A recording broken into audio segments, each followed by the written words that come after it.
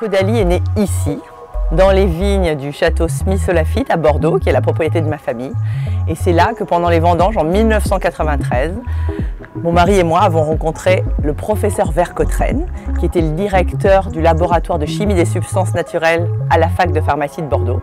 Nous lui avons fait visiter le vignoble et à la fin de la visite, il a adoré le vin, mais il nous a dit qu'on était en train de jeter des trésors. Et alors il nous a montré les pépins de raisin, qui sont les plus puissants antioxydants produits par la nature parce qu'ils contiennent ces fameux polyphénols, 10 000 fois plus actifs pour lutter contre les radicaux libres que la vitamine E.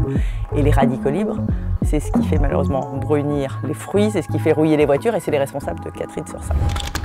Le plus gros succès de Caudalie, ça a été cette idée d'ouvrir un spa vinothérapie au cœur des vignes familiales et du château Smith-Lafitte, puisque ça nous a donné un éclairage mondial immédiat.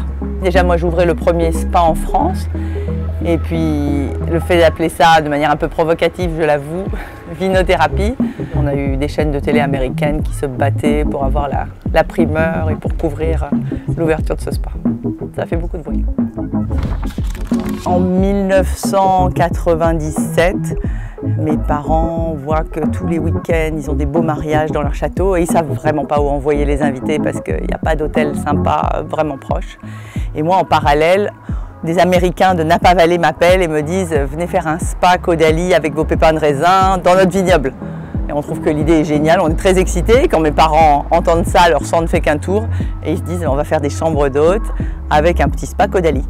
Et puis quand on cherche l'endroit où on va implanter le spa, parce qu'il faut arracher des vignes malheureusement pour construire l'hôtel et le spa, on a cette parcelle qui n'a jamais donné du bon vin parce qu'en fait il y a de l'eau qui remonte de la terre. Et c'est vrai qu'on fait venir un sourcier et on découvre qu'on a une source naturelle à 540 mètres de profondeur qui est riche en fer et en fluor. C'est pour ça qu'on s'est installé ici et vraiment on est sur une source de chaude qu'on utilise dans nos soins. C'est vrai que quand j'arrive ici, j'ai qu'une envie, c'est de faire soit un soin du visage, soit un massage du corps.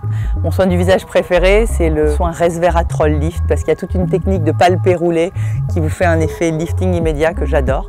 Donc si j'ai 1 heure dans mon emploi du temps qui me le permet et que les filles ont des disponibilités, je fonce et je fais un soin resveratrol lift raffermissant. Je suis très attachée à cet endroit parce que c'est une histoire de terroir et de passion. Et la vigne, ça vous gagne. C'est vrai que c'est vraiment la slow life par rapport aux vies très trépidantes et excitantes que j'ai eues par ailleurs à Paris, à New York ou à Hong Kong.